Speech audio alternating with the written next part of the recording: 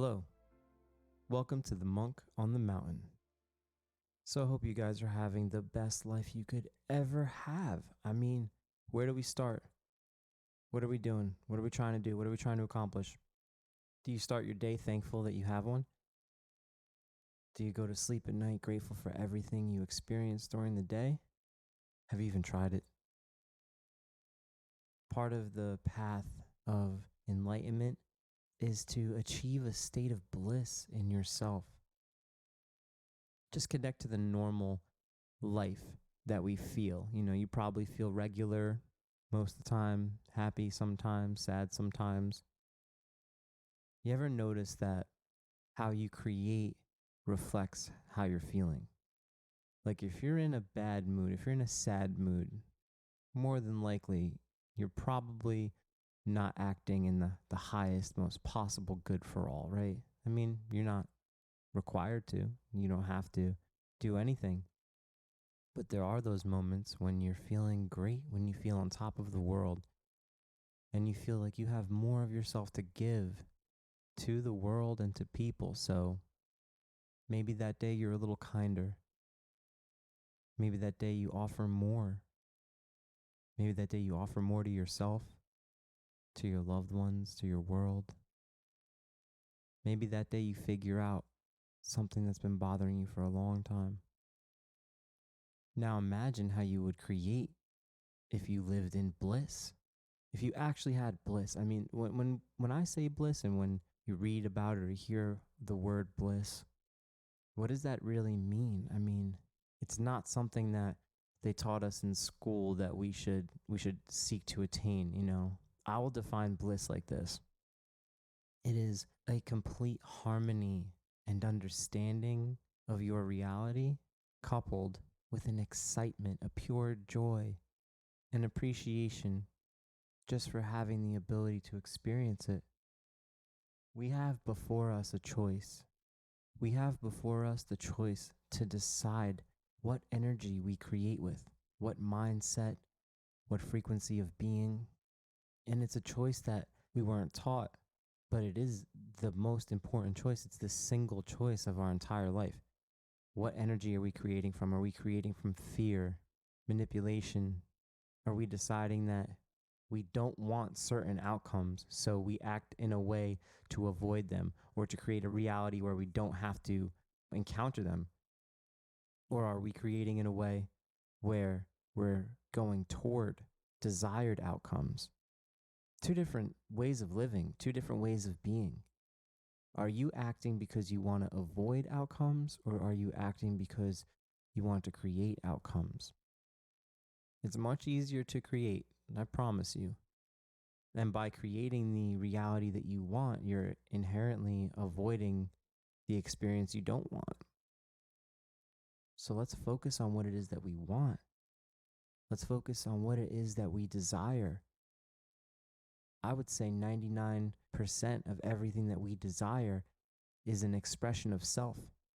If you want to travel and you want to experience yourself reflected in new places and with new people, you want to learn more about the world and you want to learn more about who you are in the world. We have this opportunity every single day, every single moment, everywhere that we go. Capturing it is as easy and as simple as just becoming aware in the moment. How am I acting in this moment? What am I being here? What do I feel? How are the thoughts in my mind reflecting the feeling state of my being? How much love do I have in this moment? Start holding yourself to a standard of love and to bliss. You'll find that the bliss state is, it's like fleeting almost, where it's you've come into it accidentally, and when you're there, you feel so good that it leaves you and you forgot how you got there or what it was. Well, you can meditate into bliss, truly. You can meditate into harmony. You can meditate into excitement and appreciation. I think meditation's got a weird rap over the the past few generations. I think that whenever anybody thinks of meditation, they think of someone sitting in silence. They think of a monk, the a poverty lifestyle perhaps, or just sitting quietly, not thinking. And then people will say like, oh, that's avoidance. Your meditation isn't facing your problems. And that's just people who don't know what meditation really is, because meditation isn't actually just sitting in silence. Like, yes, the body, the voice is silent and the eyes are closed, but the awareness is grown. You're more aware in meditation than you are in your waking life. And people who haven't ever taken the time to meditate may not understand that, but those of us who have sat down in our awareness have learned, have seen our awareness grow. They have seen themselves become a different aspect of perception and of consciousness. So meditate, try it, sit down, become aware. And what you'll find is that it's the opposite of not facing your problems. As a matter of fact, what happens is you raise your awareness to a point where you can clearly see repetitive thought patterns. You can clearly identify the triggers that have been affecting you throughout the past days or weeks or years even. And in that moment, you can decide to shift them. You can decide to be different. You can decide to have a different mind, a different perspective. You can decide to shape your life different, and you can see how the ideas that you have had and the way that you have interacted with the world have shaped your life in that moment.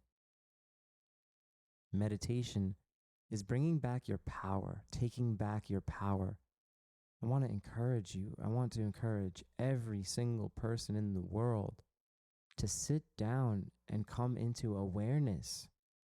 Come into awareness of your mind. Come into awareness of the state of your being. Come into awareness of the feeling state of your body. You see, when you do this, when you come out of it, you don't lose that awareness. That's the gift. You go into the void of self and into the perception of your own awareness, and you steepen your connection to your reality and your connection to your own experience. So what happens is, the next time you have a meal, the next time you eat, you can feel how your stomach has been affected by that meal. You can feel how your energy has been affected by what you ate or drank. You'll notice how you feel when you're around different people. You'll notice how you feel when you're with yourself. As you increase your state of awareness and the level of your awareness, you'll become your own teacher. You'll be able to learn from yourself. You'll be able to learn from your environment. You won't just be experiencing and reacting and riding the roller coaster of life. Instead, you'll be in control of every aspect of it. You will be able to make the decision on how you interact with your world when you're faced with the same things that maybe you acted the same way every single time throughout your whole life. After some meditation, you'll notice that, whoa, I am falling into a pattern. I'm about to react in the same way I always have. And in this moment, I'm going to react different. I'm going to be different. I'm going to decide to put something different into the world now. And in that moment, you just had evolution. You just broke a cyclic pattern. You've broke a karmic cycle in a sense. And it's one of the victories that we need to celebrate. It's one of the things that as we take every single step toward our growth, we need to be proud of ourselves. We need to appreciate what we've done for ourselves and be thankful and realize that every single person in the world has that ability. And by us doing it, we're putting it into the world. By us being that thing, that means it exists. I don't like that they say, you can't teach an old dog new tricks, or people never change. People are stuck in their ways. It's not true. People just don't know how to change. There's no roadmap. There's no blueprint. I mean, there's a ton of programs for sure, but that's outside of themselves. The change has to come from within. It has to come from a decision that they want to experience something different, that they want to be something different. And I'm not saying that change is just the easiest thing in the world. You have to decide that you want change. You have to decide that you want to be different. You have to decide that you want a different experience. The definition of insanity, as they say, is doing the same thing over and over and expecting a different result. Well, what is it when we don't necessarily expect a different result, but we don't realize that we're doing the same thing all the time? We don't realize that we're in a patterned response, probably conditioned into us from childhood. Each of us has received the best and the worst of our parents. And you know it. You know which part of your mom or dad your strengths. You know which part of your mom and dad are your weaknesses. A lot of us were conditioned to know how to interact with our partners and our family based on the way that our parents interacted with each other and with us. You know, that's a really deep pattern, a really deep programming in our mind, but it's not the end all be all. You truly have a choice. You can heal those patterns. And some of us, it doesn't matter if you're 20, 30, 40, 50, 80, 90, it doesn't matter. You could have went your whole life with the patterns that were put into you, the programs that were programmed into you in your childhood, and go your whole life with them and not realize that you've been propagating a generational curse, as they say. You know, generational curse, that's like a word, a phrase that's new in culture, and especially in spiritual culture. Allow me to give you my definition of it. These generational curses are essentially the patterns, like the worst parts of society that were put into our parents' parents and that transferred from generation to generation and landed on you. Maybe it's bigotry or gambling or racism or substance abuse or violence or lying. Each one of those is a curse. I mean, it's a curse on the world. It's a curse on yourself. It's a curse on all creation.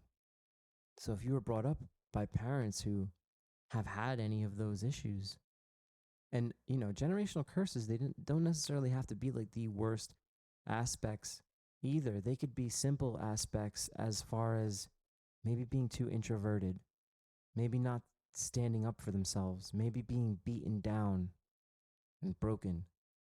And maybe you come from a long line of broken people, people who never felt that they were good enough. And it's time for you to change that. It's an opportunity for you to change that. You can change that in the moment right now. You can truly heal your entire lineage from here on out. And the beauty of it is that you can give it back to your parents if you're fortunate enough to have parents that are still alive. You can take your healing back to them.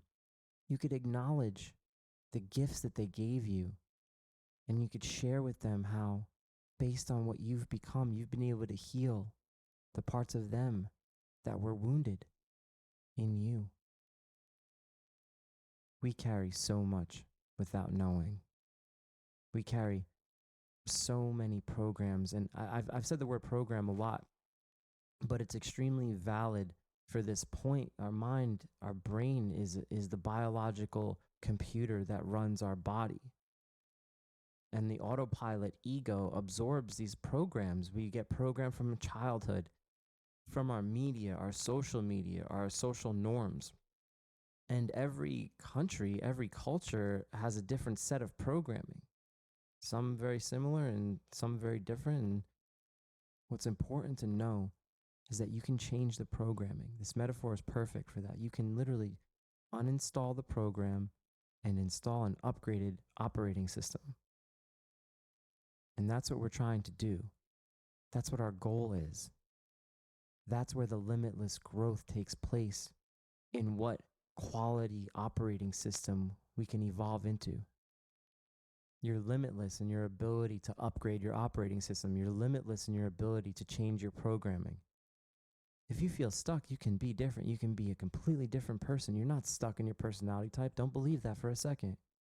If you've always had a short temper, it's a perfect opportunity for you to grow your fuse, for you to increase your levels of patience, for you to practice more acceptance, for you to release entitlement.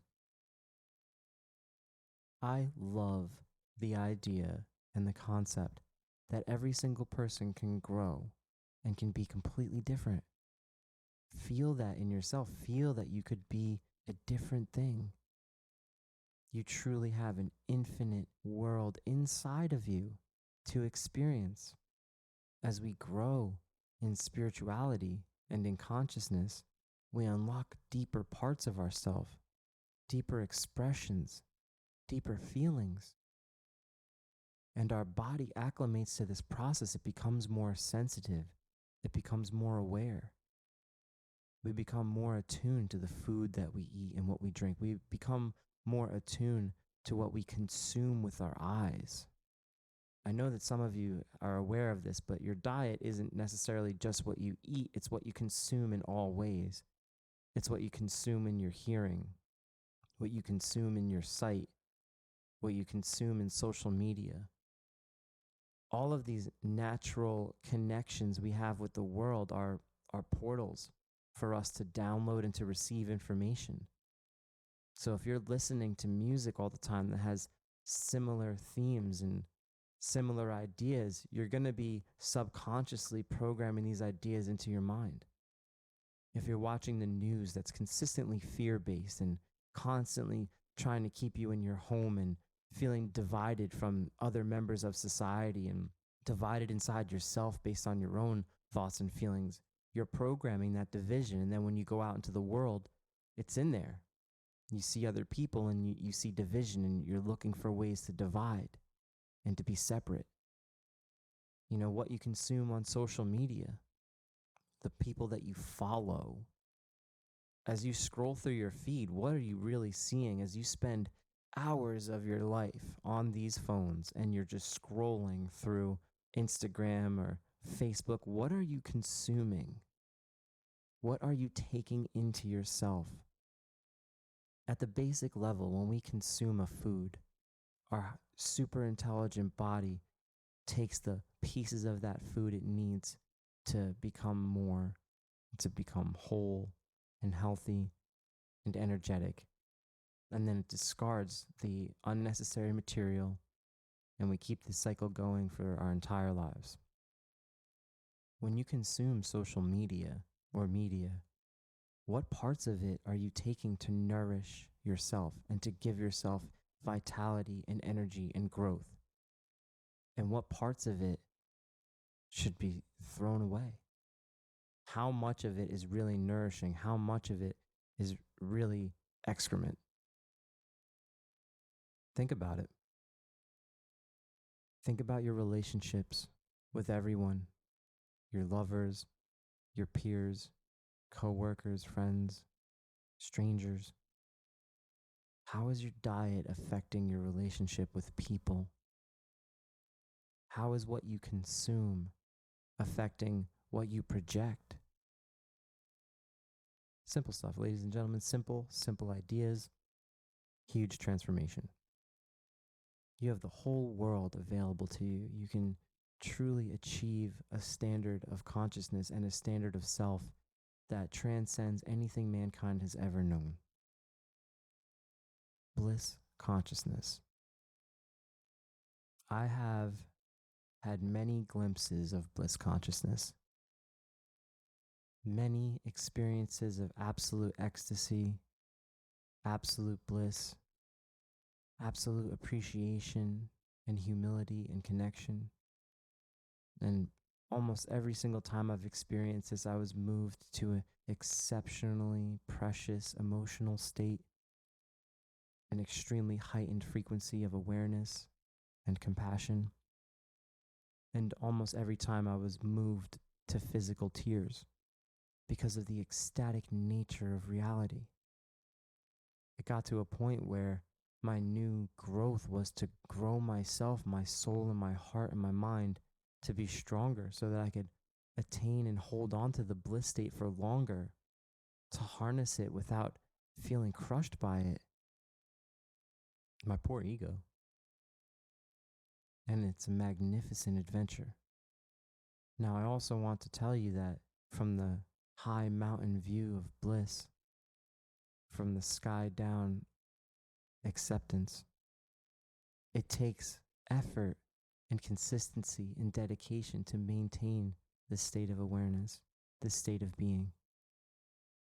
And I hate to say it, but in this society, in this world we have now, it's not exactly easy. I wouldn't say it's hard either, because if you want something, it's just about putting in the work and the discipline and the consistency. But I sympathize and I have extreme empathy and compassion because our jobs are difficult, they become stressful.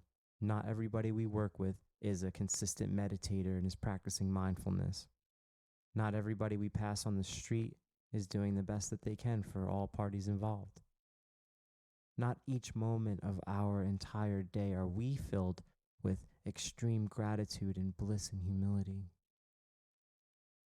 So in this society, doing this work is so sacred and so special. If you need to be a one person show where you're the game, you're the crowd, you're the announcer, and you're the score, all at the same time, I celebrate you.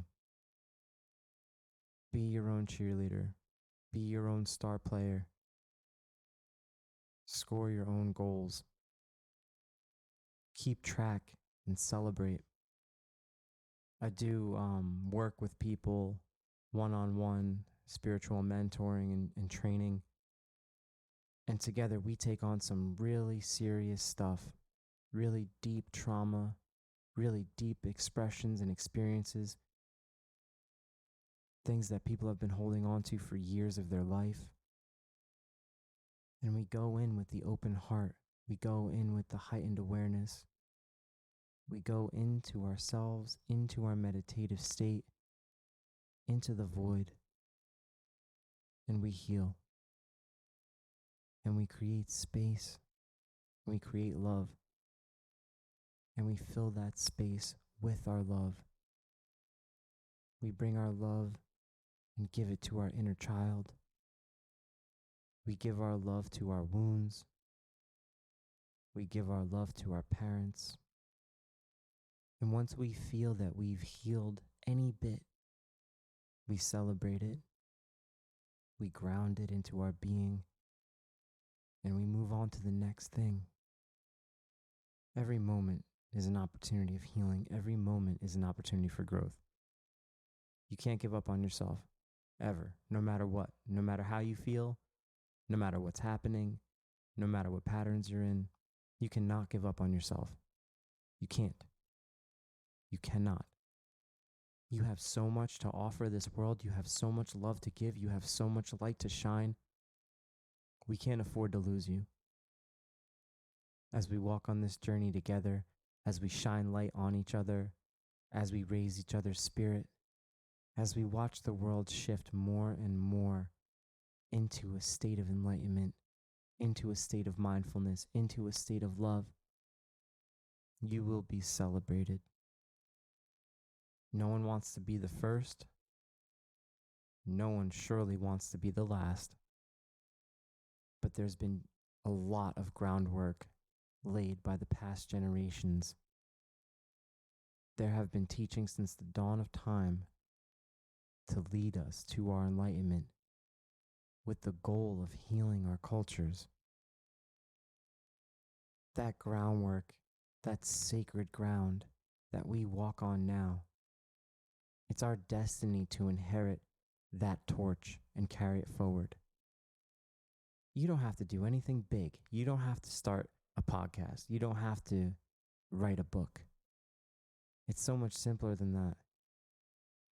All you have to do is be light in this world. When you wake up, be loving and grateful. When you eat, taste your food. When you breathe, smell the air. When you speak, speak with love and integrity and truth. As you communicate with the world, communicate with empowerment. See the best in people. See the best in yourself. See the infinite potential in all things. Remember where you started. Remember how far you can go. There is such a beautiful game, such a beautiful theater that each one of us is playing a part in. And every one of us is the main character. And every one of us has the potential to change the entire game. So don't sell yourself short. Remember that God chose to take the form of you. And you are the most beautiful thing that the world has ever seen. Your only job is to be.